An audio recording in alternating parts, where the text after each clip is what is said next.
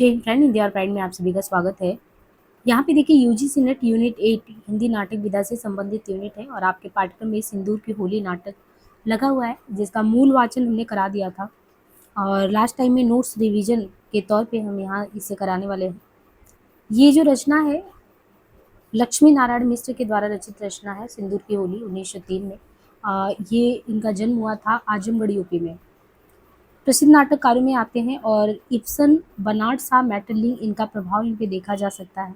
इन्होंने नाट्य साहित्य में भारतीय संस्कृति के आदर्शों और मान्यताओं को स्थापित करने की कोशिश की, यानी उसका प्रभाव इनके रचनाओं में दिखता है। इन्होंने दो यानी इब्सन के दो प्रसिद्ध नाटक हैं, pillar of the society, dolls house, जिसका समाज के स्तंभ, और गुड़िया का घर नाम से अनुवाद भी किया है। प्रसिद्ध इनके मौलिक नाटक में अशोक, सन्यासी, राक्षस का मंदिर, मुक्ति का रहस्य, इनके अलावा जो है राजयोग और सिंदूर की होली, आधी रात, गरुड़ ध्वज, चक्रव्यूह, बितस्ता की लहरें, मिस्टर अभिमन्यु, ये सभी है। और यदि इन कृतियों को हम एक वर्गीकरण कर दे कि सामाजिक नाटक कौन, ऐतिहासिक कौन सा, पौराणिक है, तो इसमें सामाजिक में अशोक सन्यासी, सन्यासी इनका 1930 में आया और जैनिन जी का सन्यासी नाम से उपन्यास है, इनका नाटक है। 26 में इन्होंने अशोक नाटक लिखा, सन्यासी 30 में, राक्षस का मंदिर 1931 में, मुक्ति का रहस्य 1932 में, राजयोग 33 में, सिंदूर की होली 34 में, आधी रात 36 में, 19 गुड़िया का घर 30 में। ऐतिहासिक नाटकों में है गरुड़ ध्वज 1945, वसराज 50, दशाश्वमेध 1950, बीतस्ता की लहरें 57, जगत गुरु 58, सरयू की धार 74, गंगाधर 1974। पौराणिक नाटक में नारद की बीड़ा 46, चक्रव्यूह 54, चित्रकूट, अपराजित, प्रतिज्ञा का योग, एकांकी संग्राम में अशोक वन करके 1950, प्रलय के पंख पर 51, कावेरी में कमल 1961, स्वर्ग में विप्लव 66, नारी का रंग 66, अंतरंग जगत, कविता संग्रह, सिंदूर की होली नाटक जो 1934 में प्रकाशन में आता है। इसके माध्यम से नारीत्व का जो एक चिरंतन समस्या वो सबके सामने रखने का प्रयास किया गया है। वैधव्य की स्थिति हमारे समाज में एक समय ऐसा था कि वैधव्य जो है भारतीय समाज में एक कलंक के तौर पे माना जाता था और सती प्रथा का शिकार होती थी वो महिलाएं। और फिर राजा राम मोहन राय, दयानंद सरस्वती जैसे समाज सुधारकों ने बहुत परिवर्तन किया, तो उन दृष्टिकोण को लेके ये नाटक हमारे सामने रखा गया है। इस नाटक के बारे में जैसे डॉक्टर नगेन का कहना है कि यदि भी उनके नाटकों की नारियां यानी मिस्र के नाटकों की नारियां अपने काम संबंधों में पर्याप्त स्वतंत्रता बरतती हैं और इस कारण उनका चरित्र पहली दृष्टि में भारतीय मान्यताओं के प्रतिकूल दिखता है, पर गहराई में वही चीज जाएंगे तो लगेगा नहीं, ये तो भारतीय है और ये समस्याएं भारत में भी व्याप्त है। रामचंद्र तिवारी कहते हैं कि मिस्र जी ने परंपरा से हटकर सह शिक्षा, बहुविवाह, अनैतिक संबंध, इन सामाजिक समस्याओं को केंद्र में रखकर नाटकों की रचना की। इन समस्याओं का समाधान भारतीय जीवन मूल्यों को दृष्टि में रखकर प्रस्तुत किया है। 3 दृश्यों का समय इसमें है। पहला दृश्य 9 बजे है, दूसरा दृश्य संध्या काल और तीसरा रात्रि 10 बजे का है। और कथानक आप देखें तो उसका समय 12 बजे दिन वर्षा काल का है। एक बार हम भूमिका पे निगाह डालें क्योंकि भूमिका से क्वेश्चन आता है। कहते हैं कि हिंदी साहित्य के अन्य भारतीय जैसे अन्य हिंदी साहित्य के विविध विधाएं हैं, अंक के रूप में उपन्यास, कहानी, संस्मरण, रिपोर्टाज, निबंध, सब कुछ, वैसे ही हिंदी साहित्य के अन्य अंगों की भांति साहित्य में नाटक जो एक अंग है उसका वो पक्ष और भी कमजोर रहा, और भी चीजें कमजोर रही, उसमें नाटक भी कमजोर रहा। और शुरुआत इसका बाबू हरिश्चंद्र के समय से माना जा सकता है। अब इनके काल में नाटककारों में लक्ष्मण सिंह, प्रताप नारायण मिश्र, अंबिका दत्त व्यास, श्रीनिवास दास, बद्रीनारायण चौधरी, ये सभी थे। और इन सज्जनों ने देश की धार्मिक, नैतिक, सामाजिक परिस्थितियों पर इतना ध्येन दिया कि जीवन के और अंगों के बारे में नहीं सोचा। नाटकों के विषय प्राय ऐसे थे जिनकी ओर सर्वसाधारण का ध्यान आकर्षित करना जरूरी था। इसी ध्येय को रखकर उन्होंने ऐसे नाटकों की रचना की जिसके द्वारा हिंदू जनता में स्वाभिमान, वीरता, धार्मिकता ऐसे भाव आए और मद्यपान, मांसाहार, पाखंड, वेश्यानुराग और जो एक तरीके से कुरीतियां हैं उनसे थोड़ी मुक्ति मिले। इसके अलावा अनुवाद की बहुत धूमधाम रही। आप देखिए बांग्ला से भी बहुत नाटकों वगैरह का अनुवाद किया गया हमारे यहाँ पे। और भारतेंदु के समय से आज तक नाट्य रचना में धीरे धीरे परिवर्तन देखने को मिल रहा है। अब एक नाम नाटक के संबंध में लिया जाता है शेक्सपियर का, जैसे अपने यहाँ पे भारतेंदु जी से माना जा रहा है वैसे शेक्सपियर है। तो शेक्सपियर के नाटकों के आधार पर रचना करना हमारे नाटककारों के लिए एक समय आदर्श था। और पारसी नाटक कंपनियां और द्विजेंद्र लाल राय, बंगाल के द्विजेंद्र राय लाय बांग्ला में आप देखते हैं तो नाटक के उसमें समृद्धि में इनका बड़ा योगदान रहा है। तो शेक्सपियर के नाटकों को आधार बना के पारसी नाटक कंपनियों का जो एक लटके झटके वाला है, कुछ ऐसे ही एक आधार बना के लिखा जाता था हमारे यहाँ पे। बाद में अंग्रेजी शैली भी आया और थोड़ा सा अच्छा इम्प्रूवमेंट किया बाबू हरिश्चंद्र ने, फिर जयशंकर प्रसाद जी ने तो नाटक में अलग ही वो किया। जिस समय भारतेंदु जी के नेतृत्व में हिंदी साहित्य में नाटक बढ़ने लगा था, और हिंदी संसार में वही चीज शेक्सपियर का देखिए, यूरोप में शेक्सपियर है। तो यहाँ पे ये बताया गया कि जो ऐसी स्थिति थी, तो 1875 में इब्सन ने यूरोप के नाटक साहित्य में क्रांति मचाना शुरू किया, यूरोप में इब्सन ने, और 20 वर्ष तक अपने अपने नाटकों के द्वारा ऐसा आंदोलन उन्होंने किया कि ऐसा आदर्श रखा जिसके कारण शेक्सपियर का प्रभाव क्षीण हो गया और इस नए युग का शुरुआत हुआ। इब्सन पुरानी परिपाटी के, अब देखिए कौन किस विषय वस्तु को लिख रहा था और जिसकी प्रासंगिकता रहती है उसकी मांग रहता है। इब्सन जो थे वो पुरानी परिपाटी को काल्पनिक, मिथ्या और विचार शून्य मनोविकारों का कृत्रिम उद्गार समझते थे कि आप काल्पनिक लिख रहे हो, मिथ्या और विचार ऐसे चीजें, तो वो कृत्रिम उद्गार है, नकली है, बनावटी है। केवल मनोविनोद के लिए काल्पनिक रचनाएं करना जिनका जीवन से संबंध ही नहीं है, ऐसा नाटक लिखना कोई मतलब नहीं है। उसने मनोरंजन को बहुत ही गौण और प्राकृतिक जीवन की समस्या को प्रधान माना कि अगर आप कुछ रख रहे हो, तो जैसे प्रसाद जी कहते हैं, हम रंगमंच पे उसको प्रेजेंट करने के लिए नहीं लिखते भाई, जो हमें लगता है कि हाँ ये चीजें लिखनी चाहिए ऐसे, तो हम उसी चीज को आधार बना के लिखते हैं। तो इन्होंने भी कहा सिर्फ मनोरंजन को कभी का नाटक का वो नहीं मान लेना चाहिए उद्देश्य, उसमें जो समाज के एक समस्या को आपको उजागर करना हो, वो कटु यथार्थ रखो, क्योंकि व्यक्तिगत जीवन की सुंदरता पर समाज और सभ्यता की उन्नति अवलंबित होता है। उसकी दूसरी धारणा ये थी कि सबसे शोषणीय और संहारक प्रवृत्ति वो है जो प्रेम की अवहेलना और तिरस्कार करने वाली या दबाने वाली हो, उसके बराबर कोई दुख नहीं, वो तो साक्षात आत्मघात है। व्यक्ति और समाज के पारस्परिक घात और प्रतिघात में इब्सन ने अपनी सारी शक्ति व्यक्ति को रक्षा में लगा दी, व्यक्ति की रक्षा में। उन दोनों के द्वंद्वों का चित्रण उसने बड़ी मार्मिकता, कुशलता और प्रवीणता के साथ किया। अपने नाटकों द्वारा उसने यूरोपीय साहित्य और समाज की निद्रा भंग कर दी। नाटक रचना शैली, नाटकों के विषय और आदर्शों का उसने रुख ही बदल दिया। इब्सन के विचार से ही प्रेरित होकर आप देखो कि यूरोप के अन्य देशों में भी नए नए नाटककार आए, चारों ओर आंदोलन फैल गया। नाटकला की पुरानी पद्धति जिसका आदर्श काल्पनिक चित्र, बनावट, सजावट, एन किन प्रकार मनोरंजन केंद्र में था, वो सब जो कृत्रिमता था, लोग उससे उबने लगे। अब उनको यथार्थ चाहिए था, यथार्थ वास्तविकता से साक्षात्कार कराना। तो जब लक्ष्य बदलने लगे, तो उसी प्रकार नाटकला भी, अब वो न कृत्रिमता, न तड़क भड़क, न सजदर, न चटपटीपन। परिणाम ये हुआ कि नए ढंग की नाट्यशालाएं, रंगमंच बनने लगे और आंदोलन ये फ्रांस में, रूस में जोरों से ये अपना प्रसार करना शुरू किया। इसी काल में इंग्लैंड में बनाट सा उनका उत्थान हुआ। उन्होंने भी नैसर्गिक जीवन और ईश्वरीय आर्य का तारतम्य समझाने, उनके सामंजस्य को रखने की कोशिश की। हालांकि कठिनाइयां बहुत उठानी पड़ी, लेकिन उनके नाटकों का अभिनय करने के लिए साधारण नाटक समितियां जो व्यापार की दृष्टि से ही नाटक करती थी, तैयार नहीं थी, क्योंकि वो कर ही नहीं पाती। कुछ नाटकों का अभिनय सरकार द्वारा मना कर दिया गया क्योंकि वो कुरुचिपूर्ण समझे गए। उनके एक पुराने मित्र आर्चर ने तो उन्हें ये भी समझाने का प्रयत्न किया कि उनमें नाटक रचना की शक्ति, क्षमता और योग्यता है ही नहीं, अनाधिकार चेष्टा करने का प्रयास करें। तो चाहे वो इब्सन हो, बनाट सा हो, इन लोगों को वो समस्या उठानी पड़ी, किंतु वे अपने टेक पर जमे रहे। धीरे धीरे सिक्का इंग्लैंड में ही नहीं किंतु यूरोप में भी, अमेरिका में भी फैल गया। यहाँ तक कि इतना हुआ कि 1926 में नोबेल पुरस्कार भी मिला। उनके नाटकों का शिक्षित समुदाय में बड़ा आदर होने लगा और उनके अभिनय करने के लिए समितियां और नई नाट्यशालाएं खुल गई, नाट्यशालाएं की परिपाटियां बदलने गई, यानी जो सही था वो समाज ने स्वीकार किया। गत यूरोपीय महासमर के कारण जनता की रुचि में कुछ परिवर्तन आया। तो इस तरीके से पाश्चात्य देशों की इस विशेषताओं को हमारे साहित्य वालों को देखें तो ऐसा नहीं कि उसके प्रभाव से अनछुए रहेंगे, उनका प्रभाव हम पे भी पड़ा। यूरोपीय ढंग की शिक्षा, आवागमन, विचार विनिमय की सुगमता और हिंदी साहित्य के प्रत्येक अंग पर यूरोपीय प्रभाव दिखा। नाटक, नाट्य कला उससे बचा नहीं था। नवीन शिक्षा और दीक्षा के कारण शिक्षित समुदाय सतर्क, मननशील हुआ।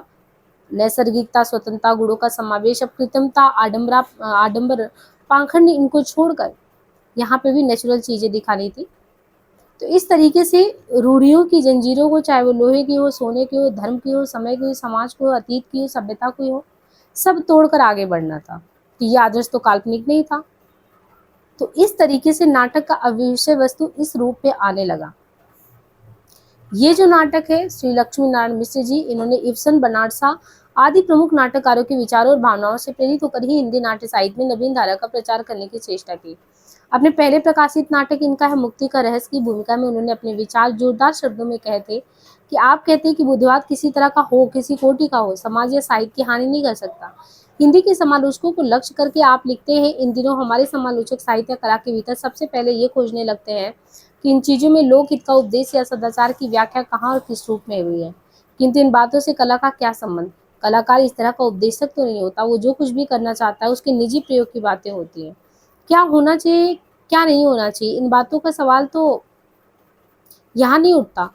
यहाँ तो जो है कला अनंत सहानुभूति जिसका एक एक नज़र कल्याण की दुनिया बसती चली जाती है। इसलिए जिंदगी की कोई भी संकीर्ण परिपाटी, धर्म या सदाचरण की कोई भी निश्चित कसौटी, साहित्य और कला की कोई भी प्रभावशाली व्याख्या आंख मूंद कर स्वीकार कर लेना, ये नहीं कि व्यक्तिगत विकास में बाधा डालेगी, एक प्रकार से घातक भी होगी।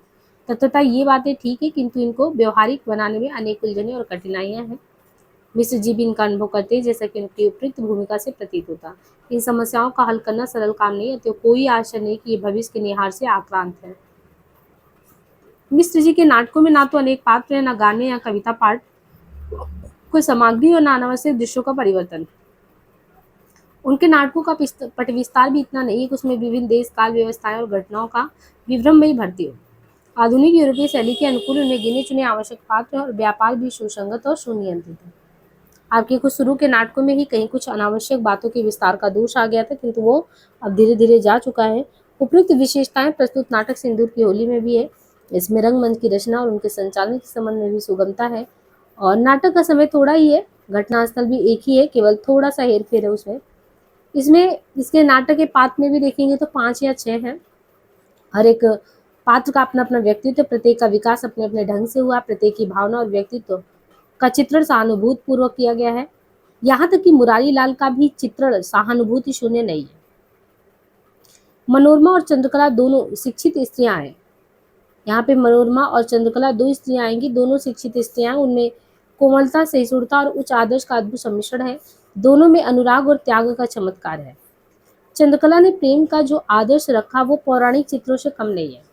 चंद्रकला और मनोरमा मनोरमा ने दूसरा आदर्श खड़ा करने का प्रयास किया, किंतु मनोज शंकर ऐसी विक्षिप्त दशा में था कि वो उससे सहयोग नहीं कर पाया। दोनों चित्रों का सूक्ष्म भेद नाटक रचयिता ने चंद्रकला के द्वारा कहलवा दिया है। चंद्रकला कहती है, तुम्हारी मजबूरी पहले सामाजिक फिर मानसिक हुई, मेरी मजबूरी प्रारंभ से ही मानसिक हो गई है। दूसरे अंक में मनोरमा और मनोज शंकर का अंक जो है, दूसरे अंक में मनोरमा और मनोज शंकर का, और तीसरे अंक में चंद्रकला और मनोरमा का वार्तालाप ओज और विचारपूर्ण है। तो बहुत ही सराहनीय प्रयास यहाँ पे इनके द्वारा किया गया। प्रस्तुत नाटक कलागत प्रौढ़ता और विवेक का द्योतक है। संभव है विशेष छानबीन करने पर किंचित दोष भी देखने को मिल जाए, लेकिन इसके लिए तो एको ही दोषो गुणा सन्निपाते निमज्जतों किरणे व्याभ्याम का। इसलिए इनकी रचनाएं आदरणीय हैं। नाटक साहित्य में वो युग प्रवर्तन करना चाहते हैं।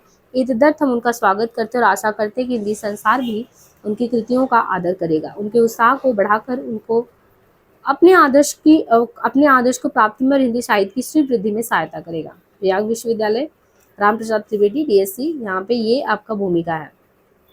अब इसमें एक एक पात्र आप देखेंगे। इसमें मुरारी लाल पात्र है, जो कि एक डिप्टी कलेक्टर के पद पर आसीन है और जिसने 10,000 रुपये लेकर जो है रजनीकांत नामक लड़के की हत्या।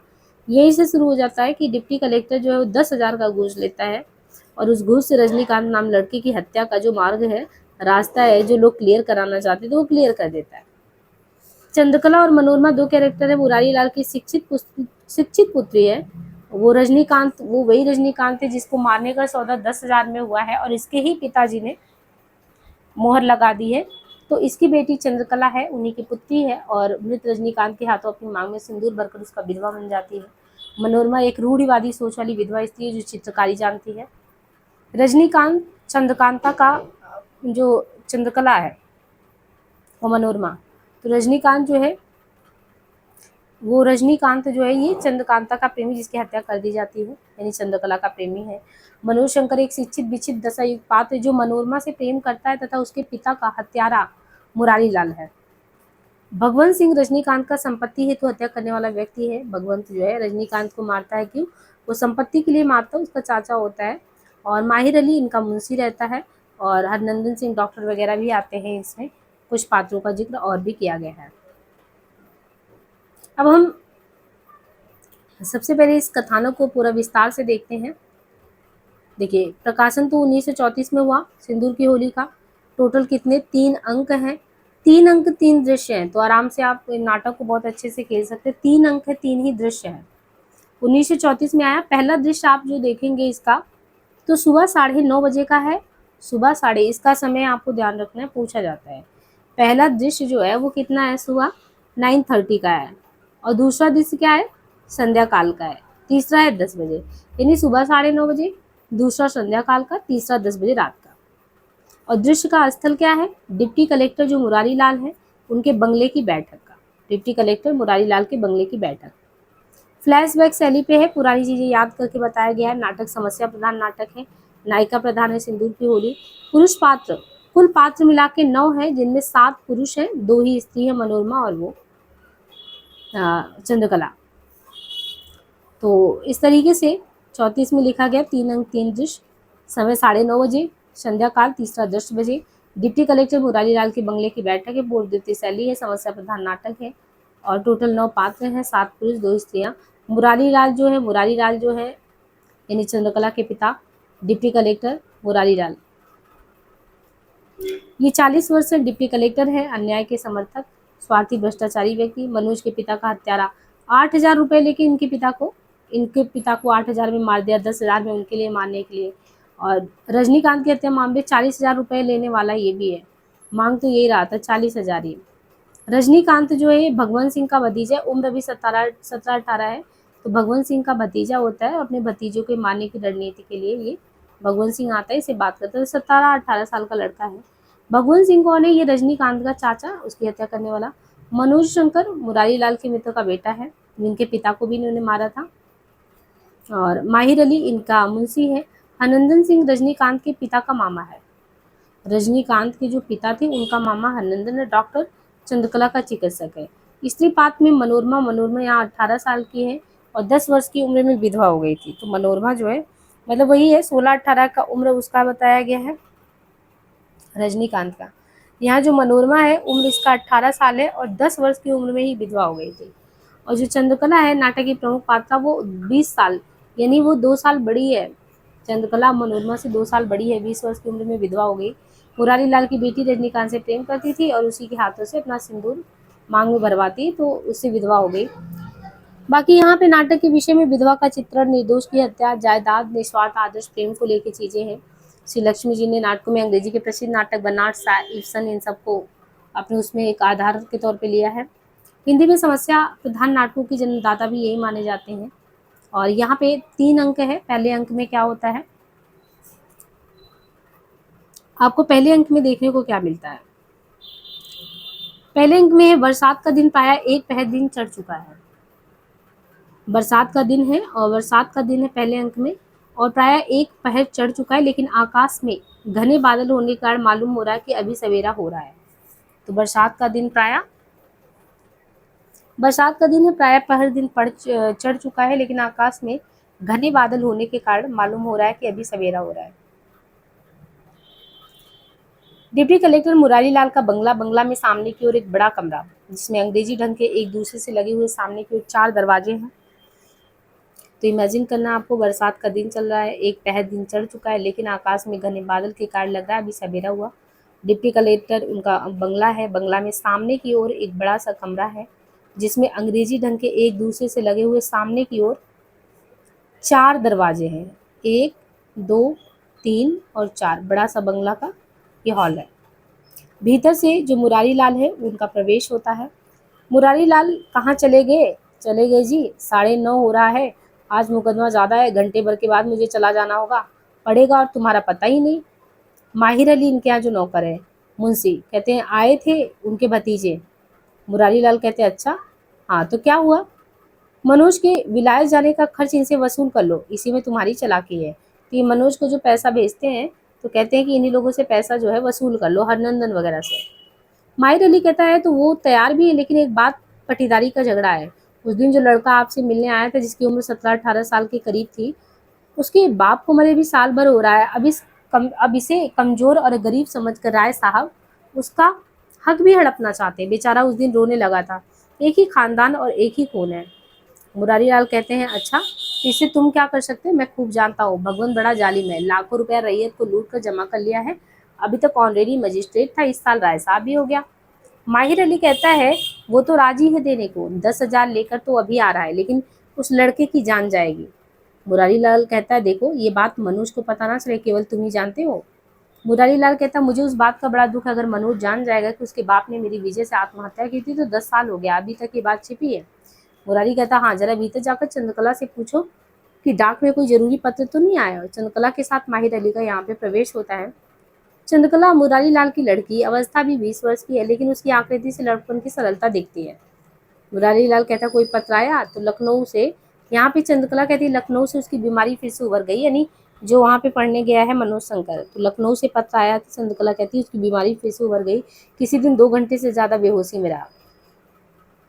तो मुरारी लाल कहता है, मनोज स्वयं अपनी बीमारी बढ़ा रहा है, ये अवस्था ही ऐसी होती है। पिछली बार गया था, नियम से ना तो भोजन करता ना नियम से सोता, रात को लड़के हॉस्टल में सोते रहते, वो कमरा बंद करके पार्क में जाकर बांसुरी बजाता था। तो ऐसा तो होगा ही जब ऐसा करेगा। तो मुरारी लाल कहते हैं कि ये क्षमा तुम नहीं मांग रही हो, तुमको मैंने जो बीए तक अंग्रेजी पढ़ा दी ना, तुम्हारी वही पढ़ाई क्षमा मांग रही, जाओ भीतर। आजकल की शिक्षा में शब्दों का खिलवाड़ खूब सिखलाया जाता है। तो इनकी लड़की जब इनसे बहस करती है, तब ये कहता है कि आजकल की जो है शिक्षा में शब्दों का खिलवाड़ खूब सिखाया जाता है, मैंने तुम्हें बीए से अंग्रेजी से बीए करवा दिया ना। और फिर वो भगवंत सिंह से कहता है, हाँ लाए हैं साहब, कहाँ है पैसे के बारे में। माहिर अली कहता है, साहब लोग अपने हाथ से नहीं लेते, मतलब पैसा दो, अंदर से नीचे से दो। वो निकालते क्यों नहीं, रखी है। तो मेज पे निकलवाता है, तो भगवान बोलता है 10,500। तो 500 आपके लिए है। मतलब मुंशी से कहता, 500 आपके लिए है, बाकी 10,000। तो नंदन कहता, देखो चुपचाप बैठे रहिए, मैं सब कुछ देख लूंगा, मतलब मैं मरवा दूंगा, सारी चीजें हो जाएंगी, तुम चिंता मत करो। भगवंत सिंह कहता है, तुम्हारा ही तो भरोसा है, नहीं तो अब तक वो लौंडा मेरी इज्जत बिगाड़ दिया होता। हाँ, ये तो कहा जाएगा ना कि तुम उसके चाचा हो, उसके बाप के मामा के लड़के हो, और तुमको भी चाल चलन पसंद नहीं। क्यों, ठीक होगा ना। आनंद कहते, देखो मेरे 2 लड़के, एक भी काम ना आए अगर आपके बारे में मेरे मन में कुछ कपट हो। भगवंत कहता है कि तुम्हारा मकान उन्हीं की लकड़ी से बना था ना। आनंद कहता है, आप भी 2 पेड़ शीशम की, उतनी लड़की तो उतनी लकड़ी तो आपने थाने की सिपाहियों को दे दिया। यानी इसका मामा उसका चाचा बात कर रहा है। भगवंत सिंह कह रहा है, देखो दस्तावेज मैं फेर दूंगा, मैं समझूंगा तुम मेरे सगे नातेदार हो, नातेदारी छूटना नहीं मालूम होगा, नहीं उस घर में इस घर में सही, कोठी का कितना देना होगा। आनंदन सिंह कहता, आपसे लेकर वही 1,000 दिया, कुछ सोच विचार कर 1,000 होगा, और सूट जो कुछ भी 150। भगवंत सिंह, इस बार चलकर 1,500 और ले लो, बंगले में सीमेंट और किवाड़ भी लगवा लो, हो जाएगा सब। भगवंत सिंह कहता, तुम्हारे यहाँ आता तो कुछ खिला दिया जाता, झगड़ा साफ हो जाता। आनंदन कहता, वो 18 वर्ष का लड़का चालाकी में आपसे कम नहीं है, यानी आपसे आप भांजा है, मतलब आनंदन जो है उसका मामा है। मेरी लड़की की तिलक में आता है, बात की बात में सारा काम उसने ठीक कर दिया, रमानाथ को सब कपड़े अपने हाथ से पहनाए, उसे मालूम हुआ कि टोपी नहीं मिली, अपना कामदार साफा उसके सिर पर बांध दिया, चादर और अपनी अंगूठी भी उसे दे दी। भगवंत सिंह कहता, हूँ तो अभी भतीजे का मोह, मतलब उसे कहते हैं कि अभी भतीजे का मोह बना हुआ है, मतलब मेरे पक्ष में नहीं हो, मेरे साथ में, मैं उससे सुलह करूंगा। मैं, भगवंत कहता है, मैं उसे सुलह करूंगा, मैं रगड़ कर मार डालूंगा, उसके बाप से 15 वर्ष बड़ा भी हूँ, इस लड़के के साथ मैं सुलह करूंगा। मेरा कोई लड़का हुआ होता तो उसकी उम्र का मेरा पोता रहता। पटीदार और दाल तो गलाने की चीज, तो ये कहता है भगवंत, पटीदार और दाल तो गलाने की चीजें होती है, दाल गल जाने पर मीठी हो जाती है और पटीदार गल जाने पर काबू में रहता है। अपनी जिंदगी में 2 लाख रुपए की जमीन मोल ली मैंने, और 1 लाख रुपए नगद जमा किया, उसकी मजाल ही हो मेरा जवाब दे। आनंदन सिंह कहता, लड़कपन है, साल भर भी नहीं हुआ, घर का मालिक बना हुआ है अभी। भगवंत सिंह कहते हैं, ये देखो 10,000 आज इसलिए दिया कि आने दो आने के पटेदारों को भी हुली हुकूमत मिले, एक जंगल में 2 शेर नहीं रहते, कहार मेरे यहाँ काम करते हैं, इसलिए उसके यहाँ भी करे। 2 दर्जा अंग्रेजी पढ़ ली, अब कुएं से पानी निकालने में लाज लग तो है। आनंदन सिंह, कुछ नहीं, जिस दिन तुम उसे संख्या दे दोगे, यानी जहर, उसी दिन, हाँ जी, उसी दिन तुम्हारे दरवाजे पर हाथी बंधवा दूंगा। दुनिया में सब कोई अपना अपना देखता है। इतने में मुरारी लाल एंट्री करता है, ये लोग आपस में यहाँ पे बात कर रहे होते हैं। मुरारी लाल आता है, भगवंत सिंह जी हुजूर, एक तरह से बिल्कुल सगे जैसा, मेरे एक चचेरे भाई के जो केवल 4 पीढ़ी का अलग, मेरे दादा और उसके दादा सगे भाई थे, दुर्भाग्य से पिछले साल वो एकाएक बीमार पड़कर मर गया, अवस्था में भी मुझे 15 साल छोटा था, उसका मरना तो मेरे लिए। तो मुरारी लाल कहता है, परिवार का योग्य व्यक्ति मरता है तो दुख होता ही है, लेकिन कोई करे तो क्या करे, संसार में कोई भी पूरे तौर पर सुखी तो रहने नहीं पाता, ये तो संसार की लीला है। अब उनके घर का काम कैसे चलता है, तो भगवान कहता है एक लड़का है 17-18 वर्ष का। मुरारी लाल कहता है अभी तो पढ़ता होगा। भगवान कहता है जी नहीं, आपने उसे देखा होगा अदालत में, अंग्रेजी फैशन बताकर घूमता है, एक नंबर का आवारा हो गया है। मुरारी लाल कहते हैं लेकिन हाँ, उसके बाप का नाम रमापति था ना। भगवान कहते हैं हाँ, गांजा पीता था, आवारा हो गया था। मुरारी लाल बस उसने आपका क्या बिगाड़ा है, बड़े घरानों में ऐसे लड़के भी पैदा हो जाते हैं, लेकिन किसी तरह निभाना तो पड़ता ही है। उसकी बुराई तो आपको छिपानी चाहिए, इसमें आपकी भी तो बुराई ही हो रही है। मुरारी लाल सोच कर, लेकिन अच्छा उतना नहीं, उसके 4 गुना, यानी जो पैसा देने के बाद 10,000, तो कहता है 10,000 नहीं, उसका 4 गुना चाहिए मारने के लिए। माहिर अली कहता है खाना तैयार है हुजूर। मुरारी इस बदमाश ने उसे मरवा ही डाला। माहिर अली उसका दिन इस शैतान की कार्रवाइयों से घबराकर साथ ही साथ हंसना और रोना मुझे तो नहीं भूल रहा। कच्ची उम्र में गृहस्थी का बोझ पड़ गया उस पे। हुजूर उस शैतान के साथ उस लड़के का कोई सगा रिश्तेदार था, वो राय साहब से करे ले चुका है। अपने कान से सुना मैंने। उस शैतान के बच्चे को सिखलाते हुए कह देना साहब से कि तुम उसे लोने के नातेदार हो, उसके बालिन के मामू के लड़के हो, तुम्हारा एतबार साहब को होगा। मुरारी कहता है मनुष्य का स्वार्थ है, इसके लिए आदमी क्या नहीं कर डालता। मुरारी कहता है मेरी वजह से नहीं माहिर, संसार में भलाई बुराई का भाव अब नहीं है। आज उसने 10,000 दिए हैं, 10-10 रुपए देकर ये गवाहों को बिगाड़ देते हैं। 1,000 भी नहीं खर्च होता और ये छूट जाता है। आजकल का कानून हो ऐसा ही हो गया है। इसमें सजा उसको नहीं दी जाती जो अपराध करता है, सजा केवल उसे दी जाती है जो अपराध छिपाना नहीं जानता। बस यही कानून है। बहुत इंपॉर्टेंट पंक्ति है। आज ये मुझसे कबूल कर गया कि उसके मरवाने का इंतजाम वो कर गया है। अगर वो मारा गया और मैं चाहूं भी कि इसे सजा दूं तो सबूत नहीं मिलेगा। ऐसी हालत में मेरी तबीयत, मेरी अंतरात्मा कहेगी इसे दंड देने के लिए और कानून कहेगा छोड़ देने के लिए। मुझे भी मजबूर होकर कानून की बात सुननी पड़ेगी और वो छूट जाएगा। हम लोग जो है मनुष्य और उसके अधिकार को रक्षा के लिए कुर्सी पर नहीं बैठते। हम लोग का तो काम है केवल कानून की रक्षा करना। तो यहाँ पे वो कहता है कि हम लोग मनुष्य और उसके अधिकार की रक्षा के लिए थोड़ी कुर्सी पर बैठते हैं, हम तो केवल कानून की रक्षा करते हैं, जैसा घुमा के हमको बताया जाए। इतने में माहिर अली और चंद्रकला, इनकी लड़की, प्रवेश होता है। धीमे स्वर में गाने लगती है, अब के सोचे ना बनेगा मालिक सीताराम हो। तो एक गाना है, अब के सोचे ना बनेगा मालिक सीताराम हो। बीते दरवाजे से मनोरमा भी आती है। मनोरमा की अवस्था चंद्रकला से 2 साल कम है, यानी 18 की है, वो 20 की है। चंद्रकला को चित्रकला सिखाती है। मनोरमा कहती ले ये भी बन गया। चंद्रकला लेकिन अब तो ये व्यर्थ है, अब तो शायद वो संसार में नहीं रहा। मनोरमा कहती मरवा डाला। हाँ, दुष्ट राय साहब ने, उसकी मुस्कुराहट, उसकी हंसी पर भी उसे दया नहीं आई। अरे अभी तो फूल खिला भी नहीं था। उसने भी कोई अपराध किया होगा, उससे भी किसी का उपकार हो सकता है। नहीं जी। मनोरमा कहती इस तरह तो मेरा विवाह भी नहीं होना चाहिए था। 8 वर्ष की अवस्था में शादी हुई, 2 वर्ष बाद मर गए। तक से इधर 8 वर्ष यानी 18 वर्ष में 10 साल में ही थी, तभी वो गुजर गया। तब से तो मैं वैधव्य जीवन ही व्यतीत कर रही हूँ। मनोरमा कहती जिस वस्तु का अनुभव हुआ ही नहीं, उसके अभाव का दुख क्या है। मनोरमा कहती संसार तो ईश्वरमय है, फिर माया है कहाँ। मनोरमा कहती है चित्त किसी प्रकार उसकी स्त्री के पास भेज देना। चंद्रकला कहती है लेकिन वो क्या करेगी अगर वह अशिक्षित हो, उसके भीतर कला की भावना ही नहीं हो। तो मनोरमा कहती है कला की भावना किसके भीतर नहीं होती। शिक्षा और कला का संबंध कुछ नहीं है। कला का आधार तो है विश्वास और शिक्षा का संदेह। इन दोनों को एक ही साथ रख देना, 2 शत्रुओं को बात कर एक साथ समुद्र में फेंक देना है। ये काम माही से हो सकेगा, किसी तरह ये चित्र उसकी स्त्री के पास भेज देना। तो मनोरमा कहती है लेकिन इसकी आधार तो साकार था, निराकार तो कला की वस्तु नहीं है ना। अगर इसे देकर बनाऊंगी तो फिर वो चित्र ना होकर फोटो हो जाएगा। यही करो, एक काम करो, भेज दो। चंद्रकला कहती है इसका उपयोग वो किस रूप में करेगी, यानी उसकी स्त्री। मनोरमा कहती है दिन को इसकी पूजा करेगी और रात को अपने हृदय पर रखकर सोए रहेगी। चंद्रकला कहती ओह, तुम्हारा व्यंग बड़ा निष्ठुर होता है, तुम्हारा हृदय कितना सूखा है, न मालूम उसमें कला की भावना कैसे आ जाती है। मनोरमा इसका मतलब कि कीचड़ में कमल नहीं उगना चाहिए, लेकिन जो स्वभाव है वो कमल ताल कीचड़ में उगेगा, लेकिन गंगा के बालों में तो नहीं। यही तो लोग नहीं समझते। गंभीर होकर कुछ सोचने लगती है। मनोरमा कहती है इसीलिए तो कहा वो चित्र भेज दो, वो फिर किसी अंश तक उभर उठेगा। सहानुभूति शब्दों में नहीं व्यक्त हो सकती बहन, कुछ करना चाहिए। आग के निर्गुम हो जाने पर उसकी दाहक शक्ति बढ़ जाती है। तुम धुएं को आग समझ रही हो। चंद्रकला कहती लेकिन मैं तो इसे अपने कमरे में रखना चाहती थी। उसका हंसना तो जैसे एक साथ जूही के असंख्य फूलों का बरस पड़ना होता है। मनोरमा कहती तुम्हारा ये शब्द चित्त तो मेरे इस रेखा चित्त से बढ़ जाता है। चंद्रकला हाँ, चित्र इतना सजीव मालूम हो रहा है जैसे अभी हंस पड़ता। एक दिन के लिए, घड़ी भर के लिए यहाँ आए क्यों, जब इसी तरह चला जाना था। चित्त का नाम क्या रखा है तुमने? तो उसने कहा यौवन के द्वार पर। लेकिन इसका नाम होना चाहिए था मृत्यु के द्वार पर।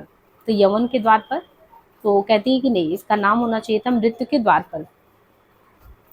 मनोरमा, चित्र में तो वो सदैव यवन के द्वार पर रहेगा। चित्र में तो वो मरा नहीं है, लेकिन तुम तो इतना विकल हो रही जैसे तुम उसके प्रेम में। उतना ही कह के रुक जाती। तो चंद्रकला कहती, तुम जानती हो मैं किसे प्रेम करती हूँ?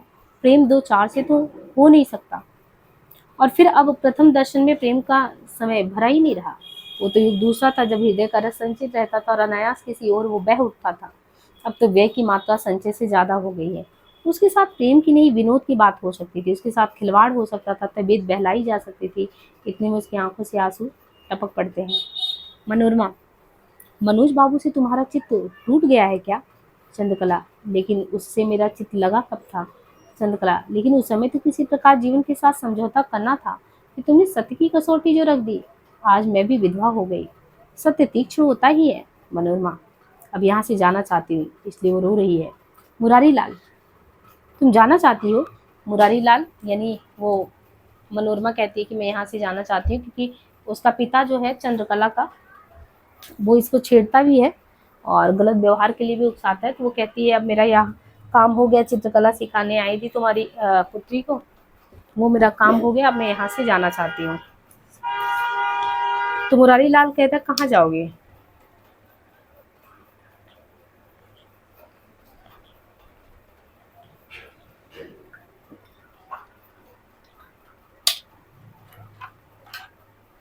कहता है तुम्हारा कोई घर है क्या? मनोरमा कहती है संसार की सीधी भाषा में।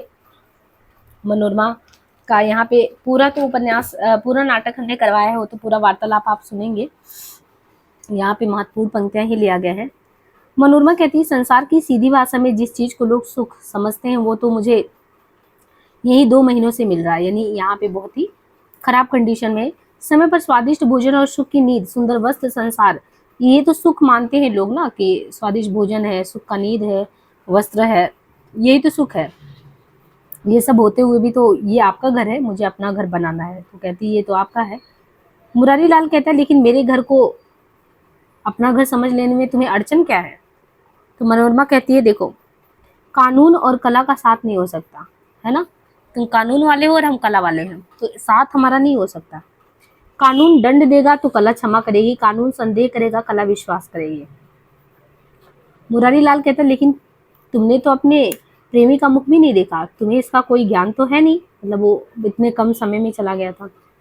मनोरमा कहती है इन आंखों से तो कभी नहीं देखा, लेकिन कल्पना की आंखों से नित्य देखती हूँ, नित्य। 20 वर्ष का स्वस्थ सुंदर सम्मोहक शरीर, चंद्रमा सा सुख कमल सी आंखें, वो स्वरूप इस समय मेरे सामने आ गया है, देखिए तो शायद आपको भी दिख जाए। मुरारी लाल, इस चित्र को तुमने क्यों बनाया, किस लाभ से बनाया? मनोरमा, कला की साधना अपने लाभ के विचार से नहीं होती। गुलाब खिल रहा था, बसंत आ रहा था, आधी रात को पूर्णमासी का चंद्रमा धरती की ओर देख रहा था, उसे देखकर मेरी कल्पना और भावना उत्तेजित उठी और मैंने उसका चित्र बना दिया। मुरारी लाल कहता है तुम भी एक समस्या ही हो, क्योंकि तुमको तो मैं समझ ही नहीं पाता। मनोरमा कहती है हरगिज नहीं, आप ही सोचिए, दूसरों के दंड की व्यवस्था तो आप करते हैं, आपके दंड की व्यवस्था कौन करेगा? और ये उचित भी नहीं है। कई दिनों से आप इस तरह का संकेत कर रहे हैं, आप अपनी मर्यादा भूल रहे हैं। मैं विधवा हूँ, मेरे साथ परिहास का कोई अर्थ नहीं निकलता। मुरारी लाल कहता है मैं तो इसे केवल परिहास नहीं, सत्य बनाना चाहता था। मनोरमा कहती है सत्य का बना देना इतना सरल होता तो फिर संसार से झूठ का नाम निकल जाता, या कम से कम शराबी की शराब, हत्यारे का हत्या करना, चोर की चोरी, ये सब कुछ छूट जाता, इन चीजों की बुराई निकल जाती। मुरारी लाल, अच्छा तो तुम कहाँ जाओगी यहाँ से छोड़ के? मैं तुम्हें रोकना नहीं चाहता, तुम जा सकती हो। मनोरमा, आपकी लड़की ने मुझे बुलाया था चित्रकला सीखने के लिए, मैं यहाँ मजदूरी करने आई थी, इसमें आपकी कोई बड़ी अनुकंपा नहीं, क्षमा कीजिएगा। पुरुष की आंखें लोलुप होते हैं, विशेषता स्त्री के संबंध में, मृत्यु सैया पर भी सुंदर स्त्री इनके लिए सबसे बड़ा लोभ की चीज होती है। मुरारी लाल कहते तुम चुप नहीं रहोगी? मनोरमा कहती भय की बात तो मैंने सीखी ही नहीं। लाल आंखों का अगर मेरे मन पर कुछ भी प्रभाव पड़ता तो अब तक तो मैं कभी की खो बैठी होती अपना चरित्र, और अब तक नरक की सबसे निचली तह में पहुंच गई होती। एक चित्र मैंने आपका बनाया है, एक चंद्रकला का, मनोज बाबू का, और चौथा चित्र ये रजनीकांत का। 3 चित्र आप लोग ले लीजिए, इसे मैं ले जाऊंगी, यही मेरा अंतिम चित्र होगा। मैं ऋषिकेश जाऊंगी, रंग और कलम गंगा में फेंक कर माला लूंगी। मनोज शंकर कहता है रुपया मिला इसलिए परीक्षा छोड़कर चला आया। यानी उसको परीक्षा के लिए पैसे भेजे थे और वो सब कुछ छोड़ के एग्जाम भी छोड़ के चला आया था। तो जैसे ही आया उसको देखते ही बोले कि तुमको पैसा भेजा था, तुम परीक्षा यहाँ पे छोड़ के चले आए? तो उसने कहा हाँ। मनोज शंकर कहता आपको केवल 600 रुपये वेतन मिलते हो, 600 आपने मुझे दे दिए, घर का काम कैसे चलेगा? आज 15 दिन से बाबूजी का बराबर स्वप्न आता है, तो अपने पिताजी को स्वप्न में देखता है। उसको लगता है उनको कौन मारा, रहस्य क्या है। कहता मेरा मानसिक रोग बढ़ गया है। चंद्रकला तेजी से लाश के पास आती है। रजनीकांत आंखें खोल देता है और चंद्रकला की ओर देखने लगता है। उसका सिर फट गया, खून की धार सिर से होकर नीचे पैर तक, फिर रुमाल से अपना मुंह दबाती हुई भीतर चली जाती है। माई रलीस वही फर्श पर रजनीकांत की लाश के पास बैठ जाता है। इतने में अब दूसरा अंक है। बंगले के बरामदे में आगे की ओर कुर्सियां रखी हैं, बीच में सामने की ओर एक आराम कुर्सी है। मनोज शंकर बंगाली ड्रेस में है। मनोरमा मनोज से कहती है कि मुझे भी बांसुरी बजाना सिखा दो, क्योंकि मुझे भी रात में नींद नहीं आती। मनोरमा कहती है मैं तुम्हें चाहती हूँ, तुम्हारे साथ एक प्रकार की आत्मीयता का अनुभव मैं करती हूँ, लेकिन तुम जिस मोह में पड़ गए हो वो तो भयंकर है। तुम्हारे साहब भी मुझसे प्रेम करने लगे हैं। दशाश्वमेध घाट पर भिक्षुओं में एक एक टुकड़े के लिए द्वंद्व चल पड़ता है। वे सभी भूखे रहते हैं। ज्ञान के लिए वहाँ लेस मात्र भी जगह नहीं। उन्हीं भिक्षुओं की तरह हो गई है तुम्हारी ये पुरुष जाति। तो उसको इस तरीके से वो कहती है। मनोज शंकर कहता है मैं तो अब बिना इसके जी नहीं सकता। मनोरमा विषाद का स्वर ना बजाकर आनंद का स्वर बजाया करो। सुई ले लेकर जीना अच्छा नहीं है। मनोरमा डिप्टी साहब के लिए भी मैं समस्या हूँ और तुम्हारे लिए। चंद्रकला का रोग असाध्य है, लेकिन हम तीनों का तो संघातक हो ही गया है। मनोज शंकर मेरा रोग तो तब तक अच्छा नहीं होगा जब तक मैं नहीं जान जाऊं कि उन्होंने आत्महत्या क्यों की, यानी इनके पिता ने। मनोरमा कहती है कि पुरुष का सबसे बड़ा रोग स्त्री और स्त्री का सबसे बड़ा रोग पुरुष। ये रोग तो मनुष्यता का है और शायद मनुष्यता के विकास के साथ ही साथ इसका विकास भी हुआ।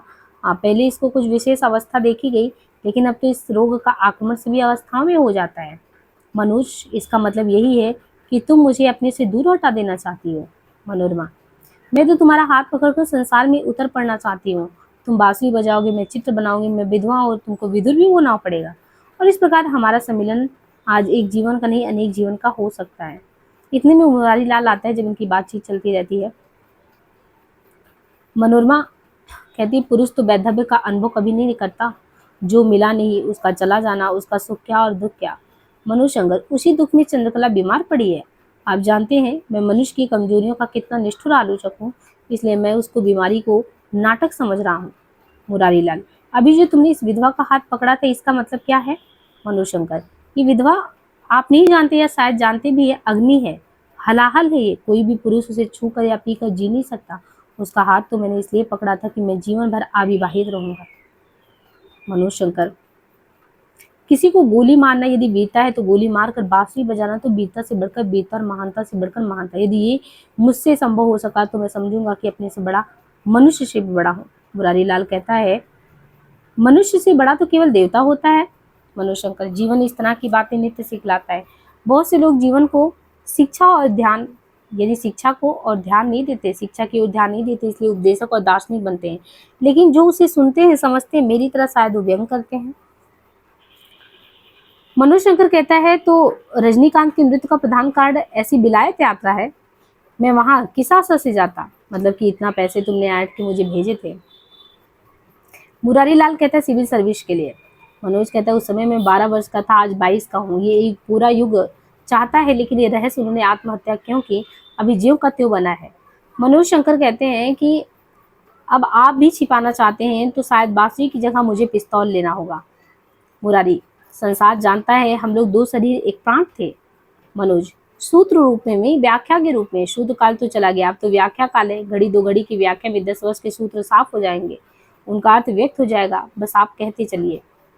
मनोज शंकर कहता है चंद्रकला के मन में कोई जगह नहीं बना सका, इसलिए नहीं कि मुझमें पुरुषत्व नहीं था या मुझमें वो कला व कौशल नहीं था जिसे एक और 1000 चंद्रकला आंचल पसार कर भीख मांगती। मेरे पास केवल एक वस्तु नहीं थी, वो रजनीकांत की मुस्कान में जो जादू था वो मेरे पास नहीं था। स्त्री के लिए ज्ञान और विद्या का कोई मूल्य नहीं। प्लेटो के प्रजातंत्र में कवि को कोई स्थान नहीं मिलता था, स्त्री के प्रेम तंत्र में बुद्धि और ज्ञान को कोई स्थान नहीं मिला है। मुरारी कहता है इसमें बुराई क्या है? बुराई नहीं है। मनोज कहता है बिल्कुल नहीं है। प्रेम करना विशेषता स्त्री के लिए कभी बुराई नहीं। स्त्री जात की स्तुति केवल इसीलिए होती है कि प्रेम करती है, प्रेम के लिए ही उनका जन्म होता है। स्त्री चरित्र की सबसे बड़ी विभूति, उनका सबसे बड़ा तत्व प्रेम, उस पर ये तो उसका पहला प्रेम, और उसमें बुराई कहाँ हो सकता है। प्रेम वकील की राय लेकर, जज से अधिकार पत्र लेकर तो नहीं किया जाता। वो तो बात स्वभाव प्रकृति, वो तो चरित्र का गुण है, अवगुण नहीं। डॉक्टर कवि और गायक भावुक जी होते हैं, तो डॉक्टर जो है जब उसका इनकी बेटी का इलाज करने के लिए आता है और इन लोगों को देखता है तो क्या कहता है,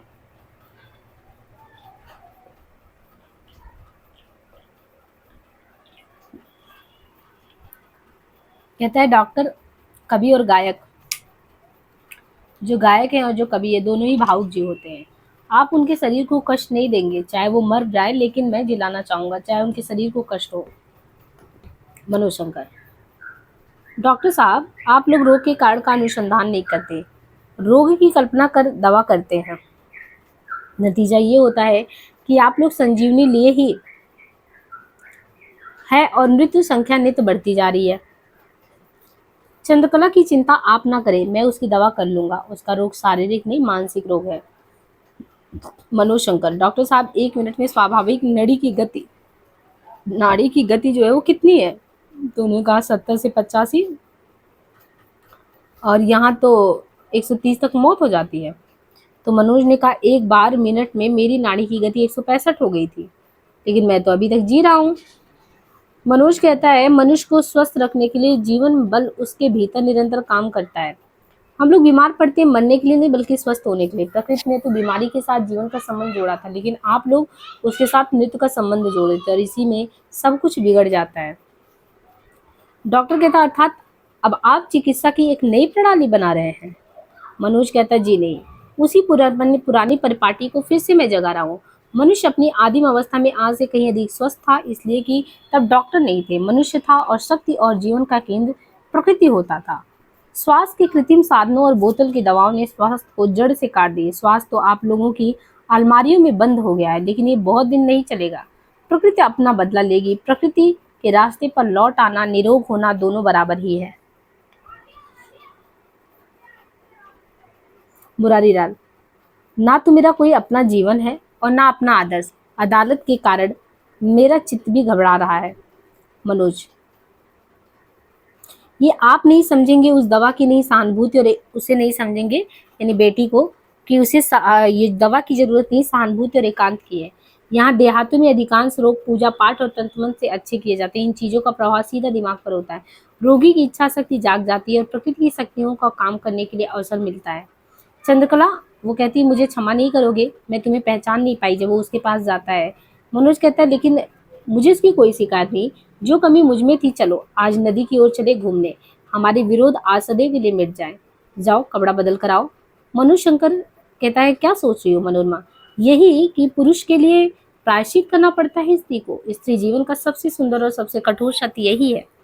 स्त्री इसलिए दुखी है और पुरुष इसी को स्त्री का अधिकार समझता, और इसलिए पुरुष और स्त्री के अधिकारों की अलग अलग पैमाइशी हो रही है। मनोरमा, हिंदू विधवा से बढ़कर कविता और दर्शन कहीं नहीं मिलेगा। मनोरमा कहती है कि हिंदू विधवा से बढ़कर कविता और दर्शन कहीं नहीं मिलेगा। मनोज, युग बदल गया, समाज अपना कलंक मिटा रहा है, अब विधवाएं न रहेंगी, क्योंकि अब विधवा विवाह होगा। वो कहता है कि अब विधवा विवाह होगा, अब विधवाएं रहेंगे ही नहीं। मनोरमा कहती वैधव्य तो मिटेगा नहीं, तलाक का आगमन होगा। अभी तक तो केवल वैधव्य की समस्या थी, अब तलाक की समस्या भी आ रही है। मनोज, विधवा विवाह को भी तुम बुराई कह रही हो, स्वयं विधवा होकर उसको बुराई कह रही हो। तो मनोरमा कहती है किसी प्रकृत विधवा से पूछो जो अभी तक पुरुषों के विषैले वातावरण में ना आई हो, उनकी दृष्टि पृथ्वी में गड़ जाती या नहीं। तुम्हारी समझ में विधवाएं समाज के लिए कलंक है, मैं समझती हूँ समाज की चेतना के लिए विधवाओं का होना तो जरूरी है। तुम जीवन को, विशेषता स्त्री के जीवन का दूसरा पहलू भी समझते हो, देखते हो उसके भीतर संकल्प है, साधना है, त्याग है, तपस्या है। ये विधवा का आदर्श है और यही आदर्श तुम्हारे समाज के लिए गौरव की चीज है, तुमने इसे कलंक कह दिया। मनोरमा कहती है देखो बहुत कुछ बुराई तो मेरे चित्र से हुई, शिव ने जैसे विष पचा लिया उसी तरह तुम भी इस बुराई को पचा लो, इसे तुम्हारा पुरुषत्व दमक उठेगा। मालूम होता है रास्ते में ये सब हो जाए, तुम लोग लौट आओ नए जीवन और नई आशा के साथ। तो वो कहता है चंद्रकला के साथ तुम लोग लौटो और नया जीवन की शुरुआत करो। मुरारी इतना देख के कहता, अरे तुम तो देवी हो, तुम्हारा असली रूप तो मैंने आज देखा, यानी मुझे तो लगा कि तुम उसके साथ जीवन शुरू करने वाली हो। मनोरमा कहती है, विधवा जीवन तो केवल सेवा और उपकार का होता है। तो यहाँ पे यही इसकी संकीर्णता दिखाया गया है। ये कहती है, विधवा जीवन तो केवल सेवा और उपकार का है। मुरारी लाल कहता है, क्या हाल है माहिर अली, एक घाव है 3 इंच लंबा और आधे इंच चौड़ा। उस सब ने तो चाहा उसने कि जान से मार डाले, 24 निशान लाठी के कुल उसके शरीर पे है। माहिर अली, हननन कह रहे थे, आपने जो कहा था शायद 40,000 आ गया है। और यहाँ से तीसरा अंक शुरू होता है। रात में यूं तो रात अंधेरी ही है, आकाश में बादल होने के कारण भयंकर हो उठी है। माहिर अली चुपचाप बरामदे में आगे भीतर की ओर से मनोरमा का प्रवेश होता है। मनोरमा, क्या कह रहे हो, इस तरह बुलाने पर भी नहीं बोलते? माहिर अली, आज की रात प्रलय है, आज डरावना सपना देखा, शायद उसे ले जाने उसको लेने यानी दूत आ गए हैं और वो चला भी गया होगा। मनोज शंकर और चंद्रकला भी इतने में आते हैं। माहिर अली चंद्रकला की ओर देखते हुए, इधर राय साहब भगवंत सिंह ने 40,000 दिया है साहब को। उधर अस्पताल से खबर आई कि उसकी हालत खराब हो गई है, मौत के वक्त का बयान लेने फौरन आइए। मनोज ने कहा, तुम कब से इनकी नौकरी में हो, यानी माहिर से? माहिर अली कहता, 15 साल से। 15 साल हो गए। मथुरा से मुरादाबाद गए, फैजाबाद से गाजीपुर गए, और इधर यहाँ है। तो मथुरा से मुरादाबाद और फैजाबाद से गाजीपुर और एक लखनऊ का जिक्र आया था। तो मुरादाबाद, मथुरा, फैजाबाद, गाजीपुर, लखनऊ, इन सभी का जिक्र आया है।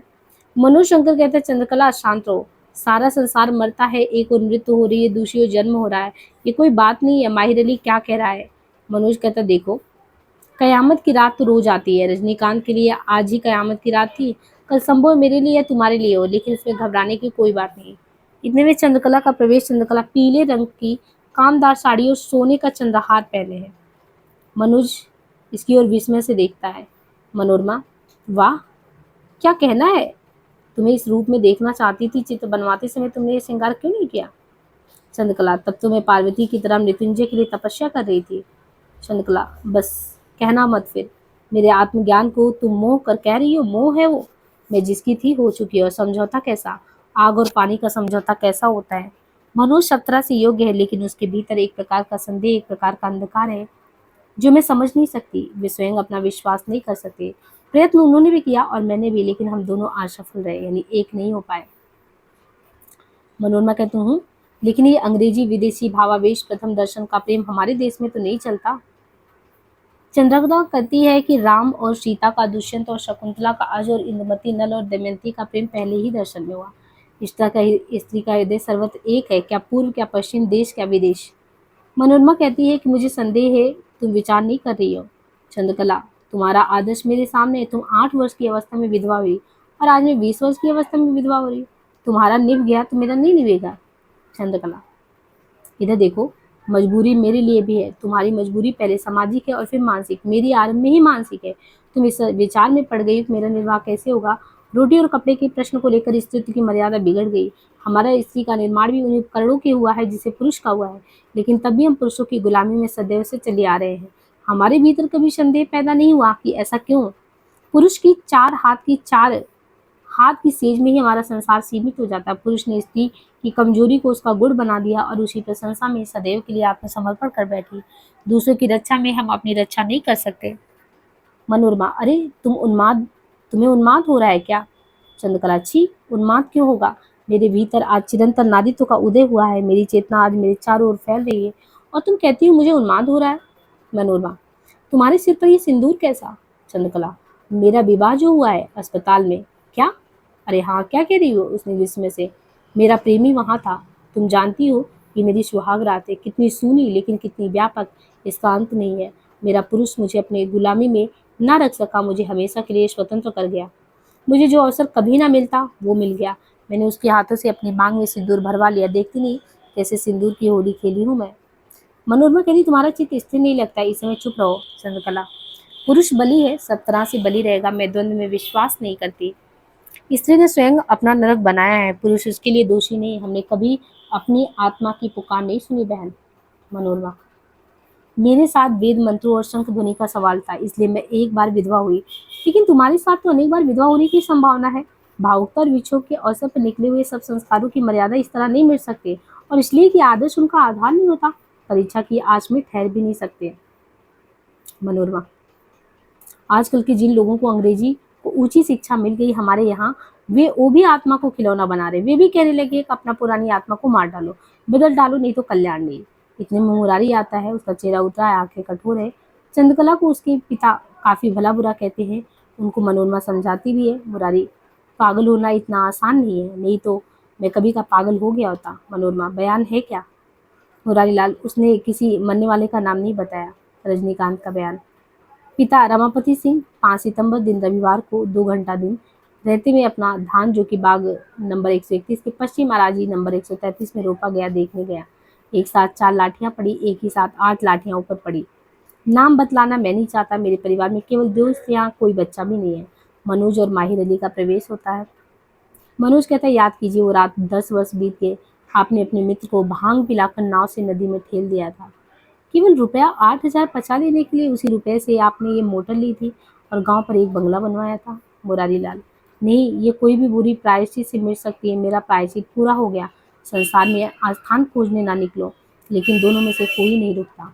और यहाँ पे ये तीसरा अंक जो है समाप्त हो जाता है। 3 अंकों का था, दृश्य भी 3 थे और पूरा कथानक भी समझ में आ गया। और जितनी भी महत्वपूर्ण पंक्तियाँ थी हमने बस उन्हीं पे चर्चा किया है। इनमें महत्वपूर्ण कथन में ये है कि आजकल की शिक्षा में शब्दों का खिलवाड़ खूब सिखलाया जाता है। ये प्रथम अंक में ही मुरारी लाल कहता है, अपनी बेटी से कहता है। उसकी बेटी जब उससे बातचीत करती है, कहता है बीए में मैंने अंग्रेजी करवाया।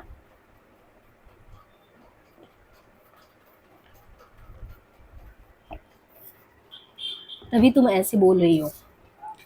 झूठ का रोजगार तो आप लोग देहातों में करते हैं, लगान वसूल करने के वक्त और बिरादरी में। इसमें प्रथम अंक में माहिर अली ये कहता है, आजकल का कानून ही ऐसा है, इसमें सजा उसको नहीं दी जाती जो कि अपराध करता है, सजा तो केवल उसकी होती है जो अपराध छिपाना नहीं जानता। तो ये प्रथम अंक में मुरारी लाल कहता है, हम लोग मनुष्य और उसके अधिकार की रक्षा के लिए कुर्सी पर नहीं बैठते। हम लोगों का तो काम है केवल कानून की रक्षा करना। यहाँ बुराई ये है, इसलिए ये सब हो रहा है। तो मुरारी लाल ये कहता है, जिस वस्तु का अनुभव हुआ ही नहीं उसके अभाव का दुख क्या। मनोरमा, कला की भावना किसके भीतर नहीं होती। शिक्षा और कला का संबंध कुछ नहीं, कला का आधार तो है विश्वास, शिक्षा का संदेह है। प्रथम अंक में मनोरमा कहती है, चित्र का नाम क्या रखा है तुमने, यवन के द्वार पर या मृत्यु के द्वार पर। चंद्रकला, कानून और कला का साथ नहीं हो सकता ना। कानून दंड देगा, कला क्षमा करेगी। कानून संदेह करेगा, कला विश्वास करेगी। ये प्रथम अंक मनोरमा ने कहा। सत्य का बना लेना इतना सरल होता तो फिर संसार से झूठ का नाम निकल जाता। कम से कम शराबी की शराब, हत्यारे की हत्या से, चोर की चोरी से ये सब कुछ सत्य हो उठता, इन चीजों की बुराई निकल जाती। ये प्रथम अंक मनोरमा का संवाद है। पुरुष आंख के लोलुप होते हैं, विशेषता स्त्रियों के संबंध में मृत्यु सैया पर भी सुंदर स्त्री इनके लिए सबसे बड़ा लोभ की चीज होती है। प्रथम अंक मनोरमा, दशाश्वमेध घाट पर भिक्षुकों में एक एक टुकड़े के लिए द्वंद्व चल पड़ता है, वे सभी भूखे रहते हैं। ज्ञान के लिए यहाँ लेस मात्र भी जगह नहीं, उन्हीं भिक्षुकों की तरह हो गई है तुम्हारी ये पुरुष जाति। ये द्वितीय अंक में मनोरमा कहती है, पुरुष का सबसे बड़ा रोग स्त्री और स्त्री का सबसे बड़ा रोग पुरुष। ये रोग तो मनुष्यता का है और शायद मनुष्यता के विकास के साथ ही साथ इसका भी विकास हुआ, ये कहना मनोरमा का है। किसी को गोली मारना यदि वीरता है तो गोली मारकर बांसुरी बजाना महानता है, ये मनोज कहता है। शो के लिए ज्ञान और विद्या का कोई, यानी स्त्रियों के लिए ज्ञान और विद्या का कोई मात नहीं। प्लेटो के प्रजातंत्र में कभी को कोई स्थान नहीं दिया गया था, स्त्री के प्रेम तंत्र में बुद्धि और ज्ञान को कोई स्थान नहीं दिया गया, ये मनोज शंकर कहता है। प्रेम करना विशेषता स्त्री के लिए कभी बुराई नहीं, स्त्री जाति की स्तुति केवल इसीलिए होती है वो प्रेम करती हैं, तो मनोज शंकर कहता है। यहाँ देहातों में अधिकांश लोग पूजा पाठ और तंत्र से अच्छे किए जाते हैं। मनोज शंकर, वैधव्य तो मिटेगा नहीं, तलाक का आगमन होगा। मनोरमा, तुम्हारी मजबूरी पहले सामाजिक और फिर मानसिक हुई, मेरी मजबूरी प्रारंभ में ही मानसिक हो गई। यह चंद्रकला कहती है,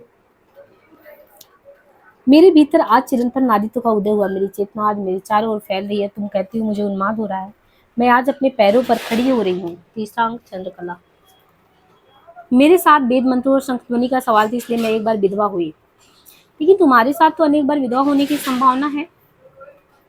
मनोरमा कहती है, स्वतंत्र अस्तित्व आज दिन के नए विचार जो संसार को एकदम स्वर्ग बना देना चाहते हैं उनमें से एक है, लेकिन इस नए स्वर्ग की कल्पना के मूल में कोई आदर्श नहीं है। हाँ, प्रवृत्तियों को घुड़दौड़ के लिए काफी मैदान दे सकेंगे। मनोरमा, अंग्रेजी में आत्मा की भावना नादी की नहीं है, उनके लिए तो 50-60 वर्ष के जीवन में ही आत्मा कभी कभी 10-5 बार भरकर जी उठती है, या वो बुद्धि से बल से आत्मा को सभी तबीयत चाहते हैं बदल दिया करते हैं। लेकिन हमारे यहाँ आत्मा के साथ इस प्रकार का खिलवाड़ नहीं होता। हमारे यहाँ तो आत्मा अनादि और अनंत है। तृतीय अंक, उसमें निरूपमा भी वो मतलब उसके द्वारा कहा जाता है।